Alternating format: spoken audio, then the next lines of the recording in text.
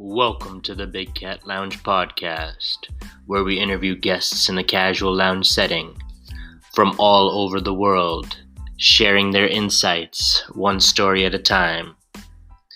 We can be found on Spotify, YouTube, Apple, iHeartRadio, and much more.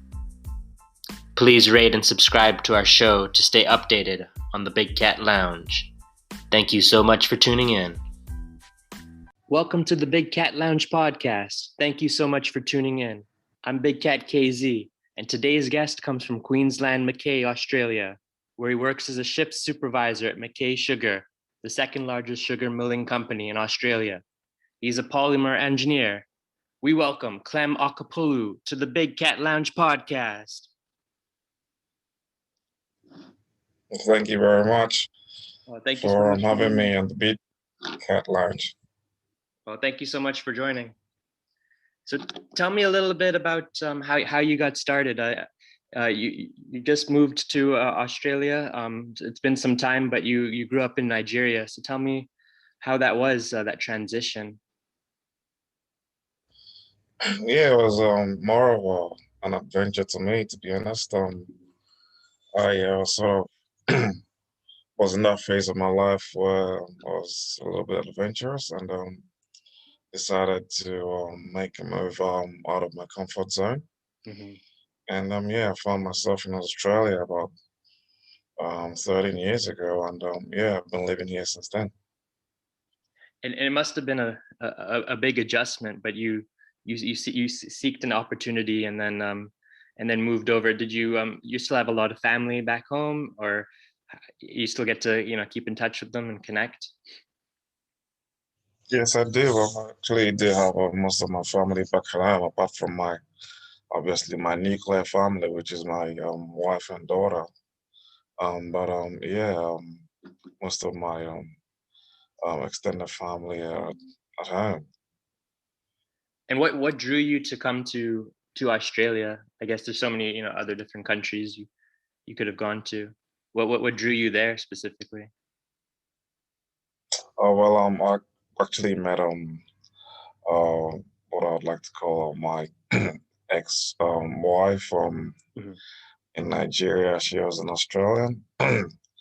She came to visit, and we ended up meeting each other, and basically ended up in a long distance relationship. And yeah, I just kind of like, like I said, in at that age, I basically thought, what's there to lose? Just bit of an adventure. And yeah, she came to visit while I also was living in South Africa for a bit. And yeah, so she thought it was a good, it was my turn to visit Australia. And yeah, I came over, and it's been here since then.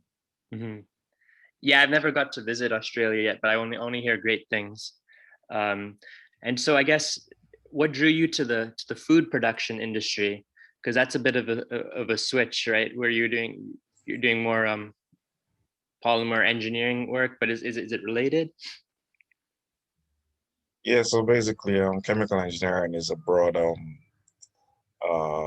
industry. Mm-hmm. So it doesn't. The good thing about chemical and polymer engineering, to be honest, which is what I studied, is the fact that it gives you the flexibility to be able to diversify your skill base, if that makes sense. Mm-hmm. So I actually started out in the oil and gas industry in Nigeria, where I worked on the oil and gas platform, producing oil, crude oil, or more like producing and processing it.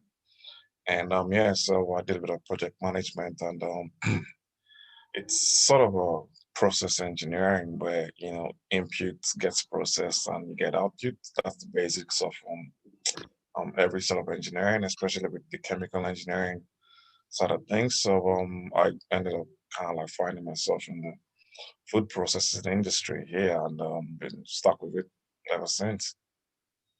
Mm-hmm. And what would you say is like a typical day for yourself on the job site? I think there's like 3 mills or 4 mills or so, I think, at your site. So yeah, tell me Yeah. like a typical day. So Mackay Sugar's got three. It was actually not Zuka Mackay Sugar. But I basically run a team of 12 to 14 team members, and we basically uh, uh, make sure we obviously work towards a certain objective, which is either processing sugar or looking after the plant. So the sugar industry is quite a unique one where there's two parts to a year. So there's a crushing season and there's a slack season. So for 6 months of the year, you're processing sugar or making sugar or Uh, crushing cane, like some people like to call it. yeah. And then for another 6 months of the year, you're stripping the whole equipment apart and servicing it and making sure it's right for the next crushing season. So at Oh the wow. moment, we're in the slack season now, which is the season where we basically maintain the equipment. Hmm. That will run to probably around June. And yeah, so once so I think it's basically modeled in that way. So just to allow the sugarcane to grow. So during cultivation, we maintain the equipment, and once it's time for harvest, we start processing. Okay. And during that transition, I guess, let's just say, you're an employee who is an expert in one area, then do you have to just go and leave, or like, are you still able to work, or how does that happen?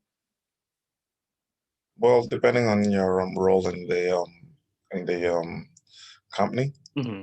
you get given certain roles as well. So Hmm. the sugar industry helps obviously expand their skill base as well. Being a chemical engineer by profession, one would think in the maintenance season I'll probably it'll be more mechanical type engineering, but it's still kind of like basically uh, looks into your leadership skill set, to be honest, Yeah. which is part of being a production supervisor or team leader. And you get given a crew of mainly mechanical staff that look after or try to fix the plant, and you basically guide them and work towards trying to achieve certain timelines for fixing equipment and getting the plant going as soon as possible. Hmm. And yeah, I'm sure you try to avoid any delays whatsoever. Sometimes I'm sure things can arise where maybe you can't find a certain part or something, but you want to make sure that everything's aligned and you can achieve your deliverables. So I guess that's why it's dedicated 6 months as well, maintenance, just to make sure everything is ready for when production hits, I guess. Absolutely. So we have also a team of planners that basically plan 3 to 5 years ahead of us. Oh, okay. So their job basically is to see into the future Yeah. and basically uh like I said, they're 5 years ahead. So I Mhm. mean, what where do we now? They basically figured it out past 5 years ago. All things being equal, obviously, and making sure there's no, big mishaps.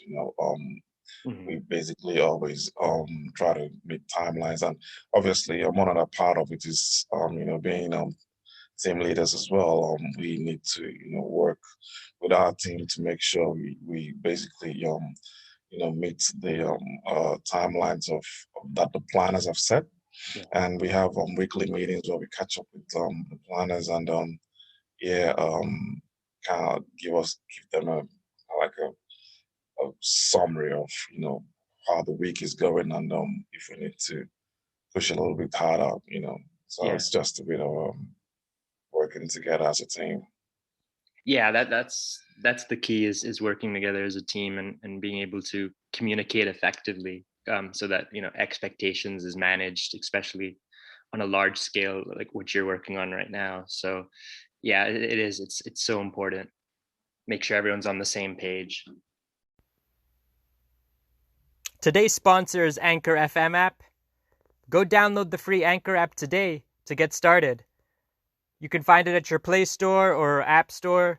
It's everything you need to make a podcast, and it distributes everything for you so it can be heard on multiple platforms such as Spotify, Apple, Google Podcasts, and many more. This is what I'm currently using right now to edit and record my podcast, and you can do so from your phone or computer. And the tools are really easy to use to help document the Big Cat Lounge journey. So what are you waiting for? Go today and download it. Absolutely. We basically obviously drive towards having more of a harmony in a team setting, just to make sure we're on the same page. And is there any type of specific like field software or anything that you needed for this job, or you could learn it on the roll? So like I said, with sugar processing or working in the sugar industry, there's obviously, like I said, two different roles to it. So there's a shift supervisor role where where you're processing and making sugar, and there's the maintenance supervisor, which is the part where you'd be basically putting things in order. So this maintenance supervisory role, you obviously just need your knowledge of the plant, and basically your leadership skills, and organizational skills as well, to make sure, and project management skills as well, to make sure we basically end up with a good timeline for the projects that we're working on. Supervisory role, basically, you just same sort of deal. You need your process engineering skills, and be able to have a good understanding of how the plant works. Looking at producing, quality sugar, and recovering and making sure you meet, the target set for the season as per crushing rate, and sugar quantity and quality as well. So there's really no apps or sort of software. You'd be exposed to different sorts of software the plant gets run on, and then part of it would be your process engineering skills, knowledge of the plant, and a little bit of lots of research, basically. If you're new in the industry, that's what I'm saying. And you've also dabbled in, I guess, in the dairy product trading. Could you tell us a little bit about how that works? So basically, I've come from a dairy processing, manufacturing, and trading background. So I've been doing that for the past 7 to 8 years, and basically all the knowledge and experience I've gained from it, and all the contacts I've basically acquired in the dairy industry, I've been sort of trying to harness into trying to, especially export or maybe trade Australian dairy products, which are probably one of the best dairy products in the world, if I may say. So I'm basically sort of trying to key into my what I call contacts base, and knowledge in the dairy process and manufacturing industry, to be able to obviously trade dairy products from Australia, to the rest of the world. Yeah, and the first evidence of dairy consumption would date back like maybe 10,000 years ago, and just the volume of the market is just continuing to grow. I know, I think the top importer is Germany, and I know India produces 20% of the world's milk supply. So how are you and your team? You're able to continue to progress and try and be like number one. How are you able to continue to go through, and just knowing full well that the growth is there every day? Well, what we don't try to compensate in here in Australia is quality. So my basic trade mantra is the fact that Australia dairy products are produced and processed under strictly and high quality standards.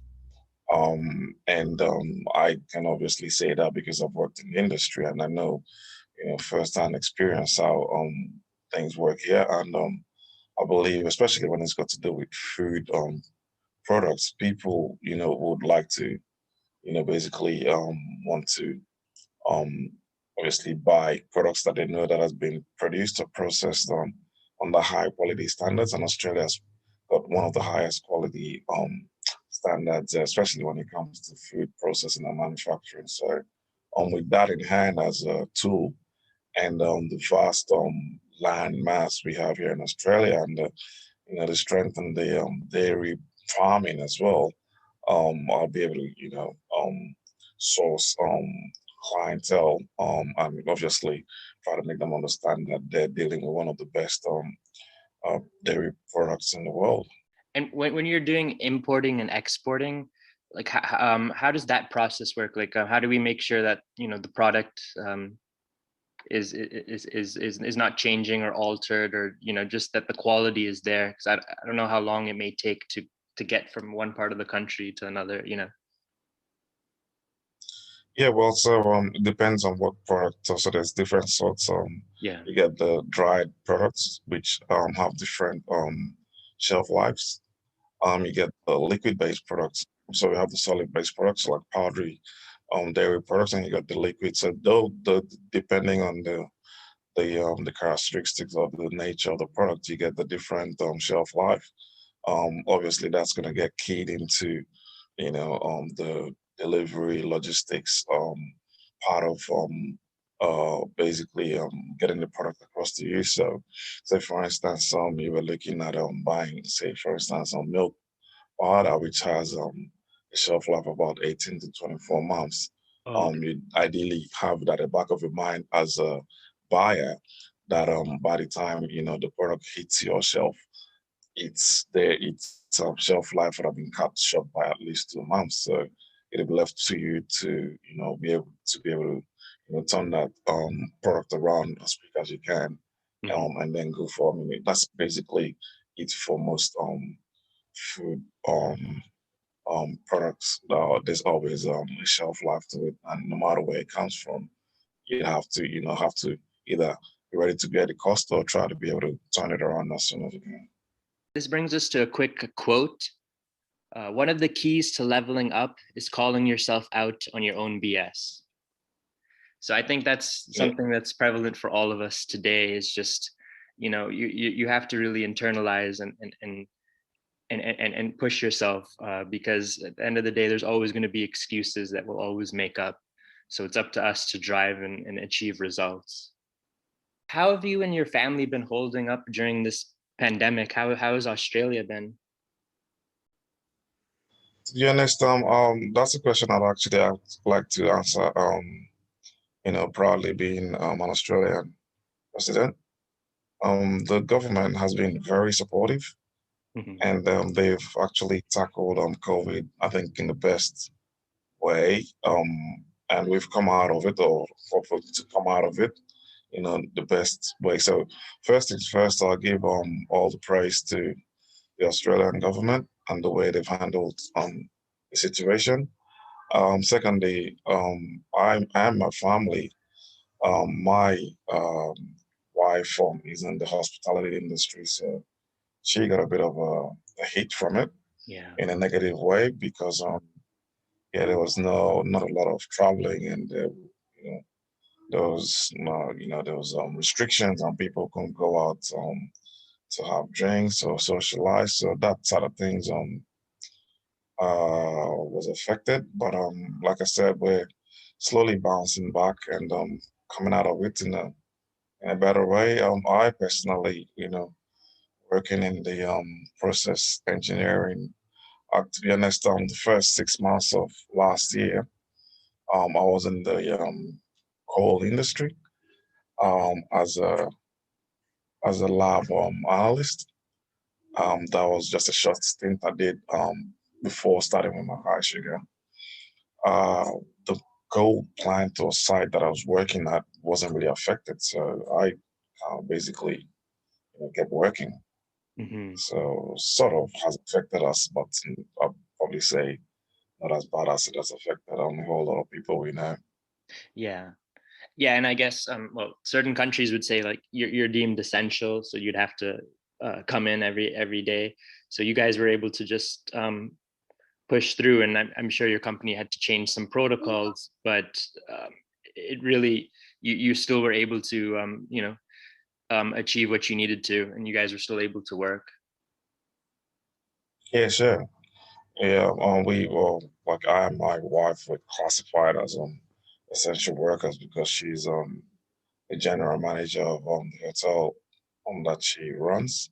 So she had to be at work, and I basically worked in the coal industry and started working in the sugar industry. Is that an easy transition to go from coal to sugar, or is like I know some of the skill set may overlap, but for you, is that an easy transition? Yes, it was. It was basically easy. It was basically easy because it's part of what we learned in uni to be able to be dynamic um and to be able to adjust to all sorts of knowledge and be able to use all sorts of skill set. Um, Basically working in the coal industry, like I said, once again, so process engineering. Um, while I was there, were one of the lab analysts. So we basically analyzed the coal that was being washed in the wash plants.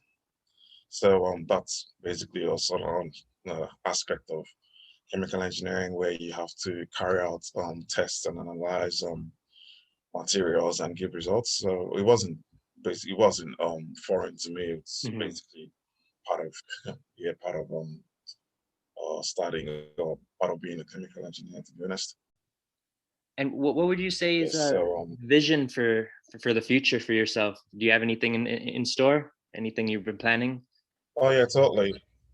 I'm always obviously trying to educate myself, leverage my network, and basically try to look ahead to the future. So at the moment, obviously quite happy with where I am at the moment.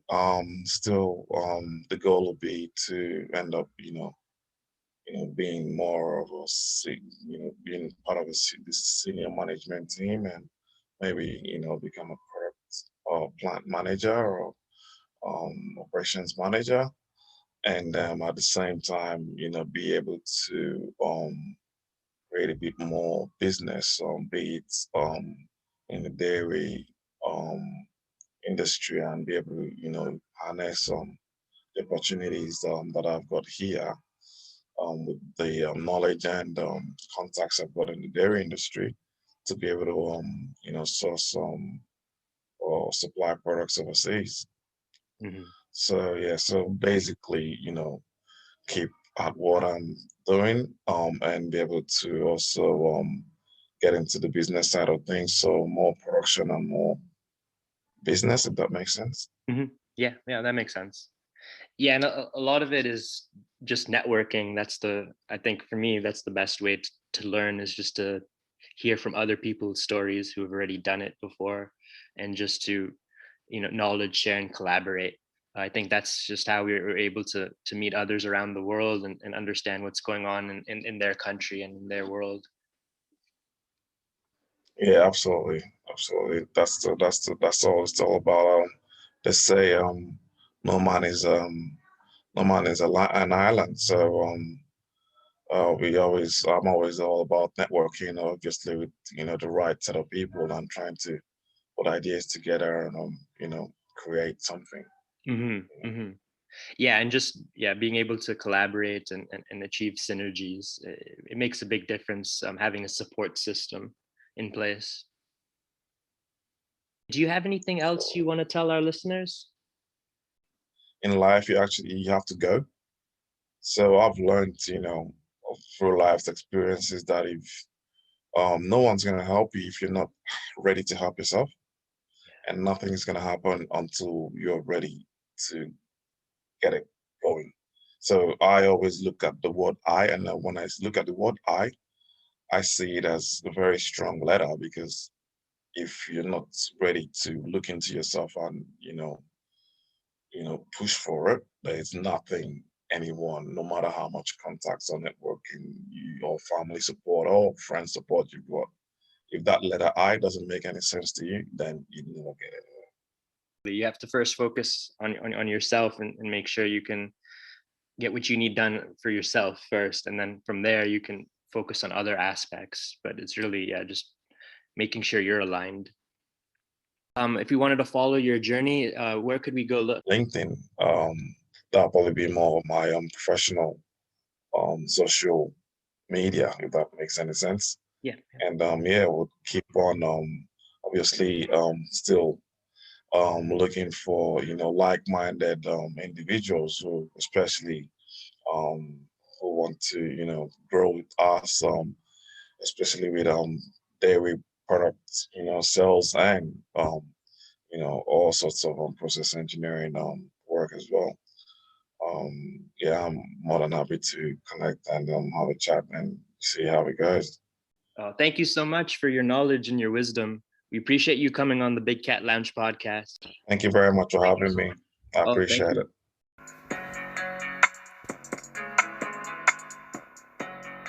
We are accepting applications if you think you have what it takes to be a big cat and be a guest on the show. Email us at bigcatlounge@gmail.com.